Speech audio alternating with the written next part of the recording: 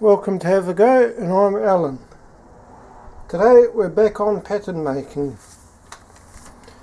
Two patterns to make. One is dead simple. Basically just a rectangle of wood with a bit of draft on the side. 127 millimeters long, 63.5 millimeters across, and 15.875 millimeters deep. There is a slight problem in that this timber is actually 19 mil deep, but we'll worry about that when we get to it. Bring out Old Faithful. This is basically the pattern. I just need to put some slight draft on the sides of it so that it'll lift out of the sand cleanly. Easiest way to do that is with the belt sander and tilting the table a bit, I think. Change the angle on the table.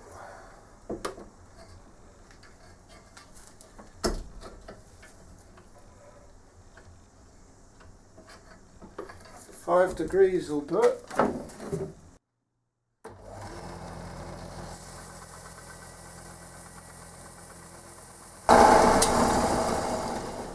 Just that easily, the pattern's done. Right, the next step on this piece is to put shellac on it. However, I'm going to wait until the next pattern is done. This next pattern is going to need a little bit of layout work, I think.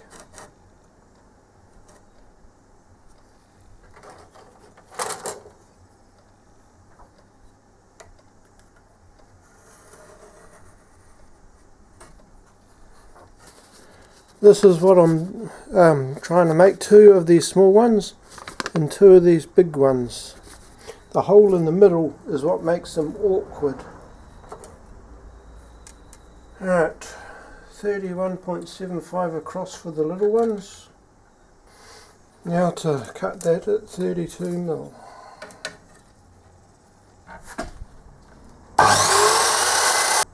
Now the tricky part, I have to drill its cut across here so that half of the circle is left in the piece itself. Yep, that's got it. And this is 12 millimeters high. Alright, that's 1 out of 4 pieces done. It's a bit of a shame to waste it, but this can go into the scrap wood bucket because I am not putting my fingers any closer than that to the blade.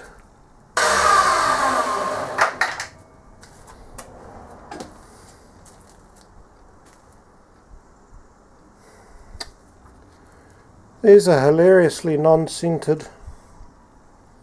Not good. I'm going to try that again, and this time I'm going to deliberately leave too much meat on them. I can always sand down, but I can't unsand or uncut.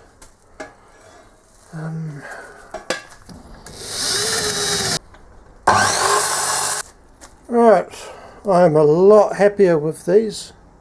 That has actual room for the screws to go through either side of these now. So now for the other two ones that are a little bit bigger. Right, these other ones are 57.15 mil. So the holes I'm drilling are a little bit crappy, but that's what wood fill is for. Right, the other ones were 12 mil high. These are 19.05. Which, for the sake of my sanity, I'm just going to make 20. Honestly, the dust gets everywhere with this jolly woodwork. I think that book is going to be twice as heavy by the time I finish, just from the sheer weight of metal filings and sawdust that's slowly accumulating between the pages. Now after all that, that's what we have. What's going to happen? Okay, I might have put that away too early. This is going to that.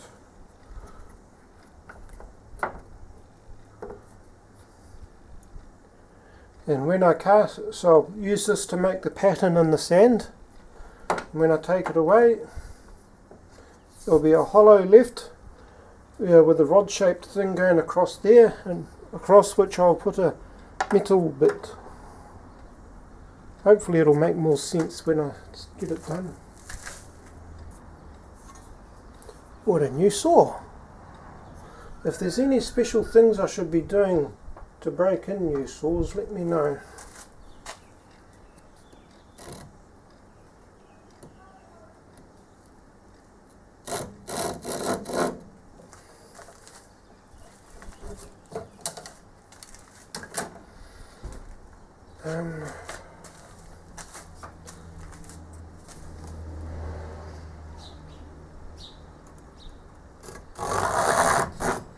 Oh, that cuts nicely. Normally I'll be facing the other way so I can have the long part supported on the bench, but I'm trying to do this where you guys can see it.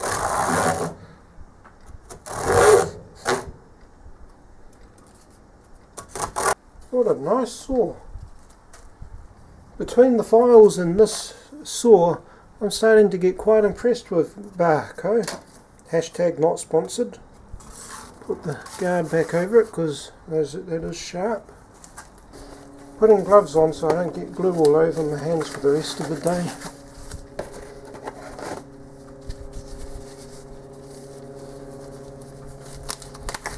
Incidentally, when you buy gloves, try and go for the long cuff version if you can, because you get a bit more. Yeah, on this part here, it doesn't just finish here, so you're less worries about things going down this far and then going up under your glove. Actually, are you supposed to shake glue before you use it? I don't imagine so, but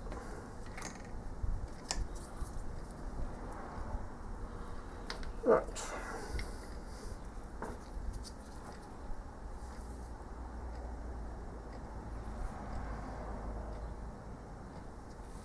Probably far too much.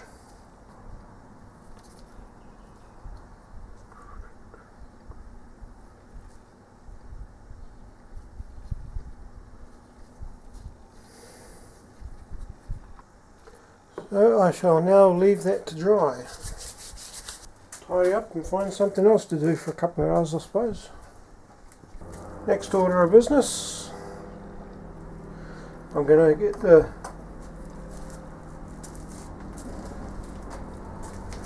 wood filler, start smoothing the stuff over a bit. I'll set that down for a second. And for this part, this is going to be a handle, and what I'm doing here is I'm trying to smooth over the layer lines, because artifact of 3D printing, you get layer lines from how it prints. And if these lines grip the sand, then it'll be quite annoying to mould with. That's why when I've used 3D printed patterns in the past, you can usually see wood filler on them, and this is why. Take the gloves off.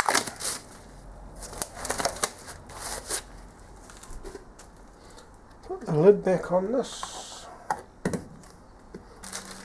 Right, I'm going to be doing the shellac finish on the simple one, since at least I can do that.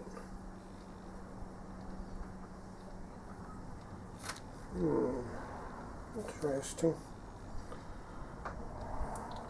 And I used paper towels and cotton wool balls in the past for applying the shellac. Didn't work hugely well, but what I had at the time. But apparently a very traditional method of applying shellac is to take a patch of linen, put some cotton wool inside it,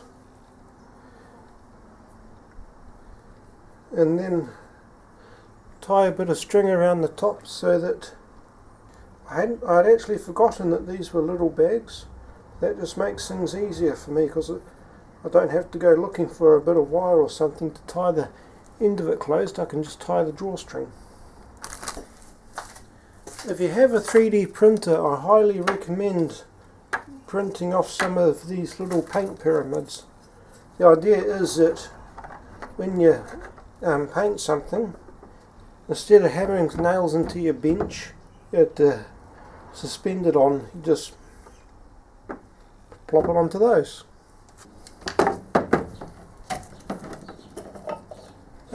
What a mission that was.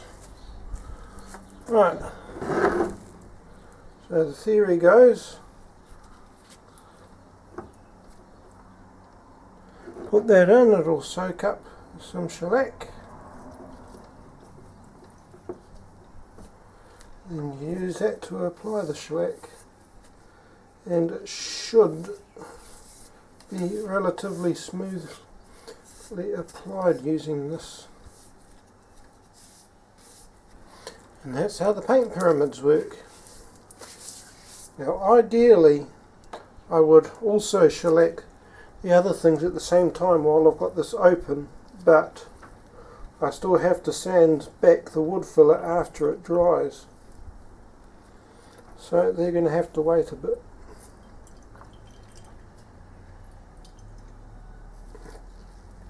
Now to help try and make sure that this doesn't dry out, I've been told that you get a plastic Ziploc bag,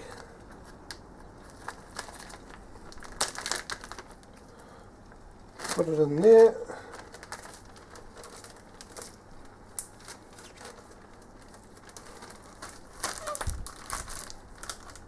and hopefully that should keep it dry. Alright, next day, and a bit rough, but that's what the sandpaper's for. As for these, yep, they're going to need sanding as well.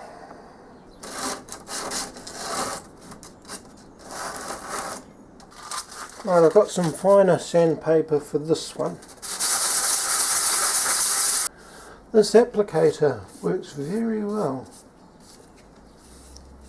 The cotton inside, the cotton wool inside it holds stuff to spread onto it very, very nicely, and the linen outside also does a nice job. I thought about adding more wood filler to that part under there, but then I realised I'm going to be sanding that anyway.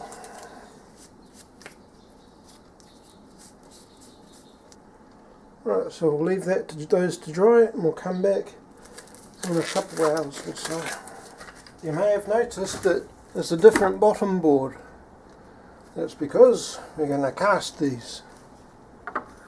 Starting with this one.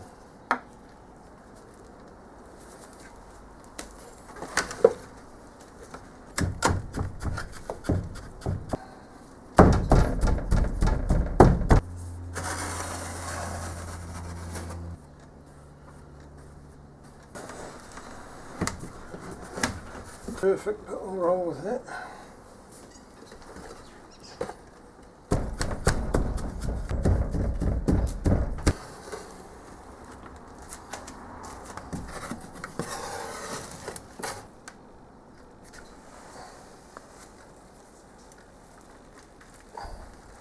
Cut some gates.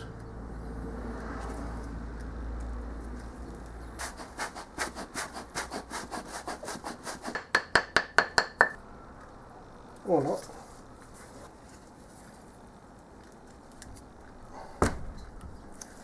There, just like I bought one.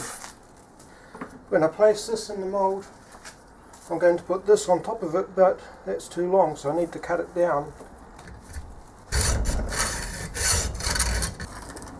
The book says to coat these in India ink. Oh, sorry, not India ink, soot. They say to coat them in soot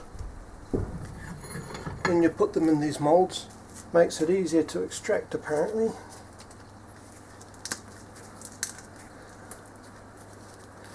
However, India ink is mostly made up of soot.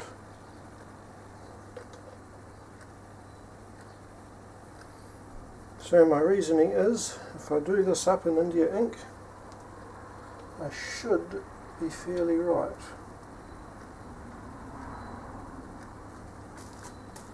Not to mention that hopefully it'll stay on there better than just soot on its own would.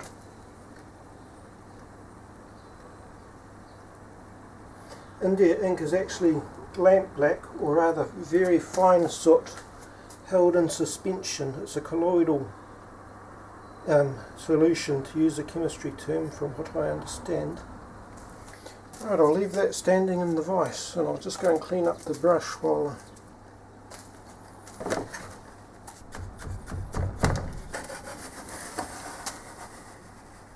Alright, simple bedding for this pattern. And while normally we would try to have most of the metal cast in the drag, in this case we're having it the other way up, with the casting parts in the top, or the cope. The reason for this is because we're going to be using a metal core for this, and so metal is heavier than Zamac or zinc aluminium.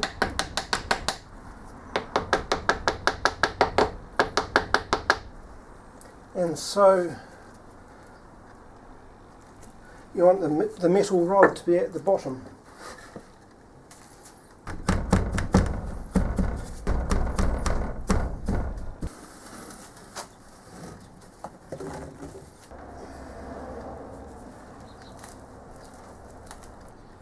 I know you probably can't see me cutting these very well, and I'm sorry about that.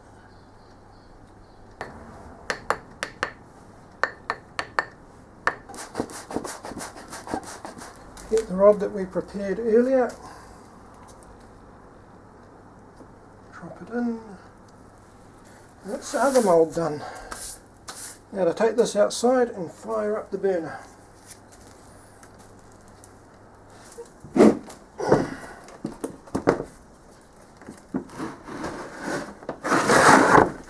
It may amuse you to know that the cat is currently snuggled up to the other casting flask, presumably for the heat of the metal inside.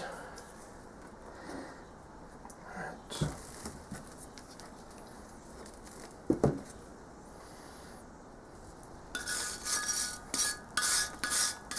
Initial results are promising. However, I still have to try and knock that rod out to see how well that came.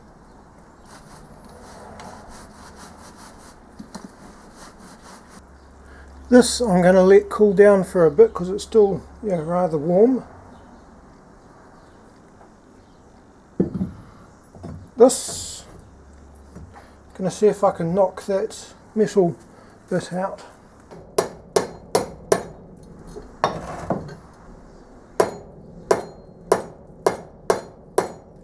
This one, strong little centre punch.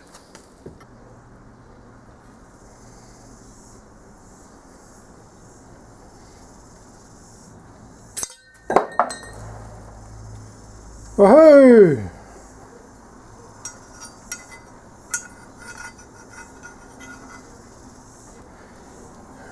Well, that's what the surface came out like. Pretty smooth, which is what we want. Don't seem to have gotten too much off-gassing from the India ink, which is the important part. I think I'm going to have to file this down some other day because I'm fed up with it right now. Thank you for watching and have a nice day. Machine these next weekend.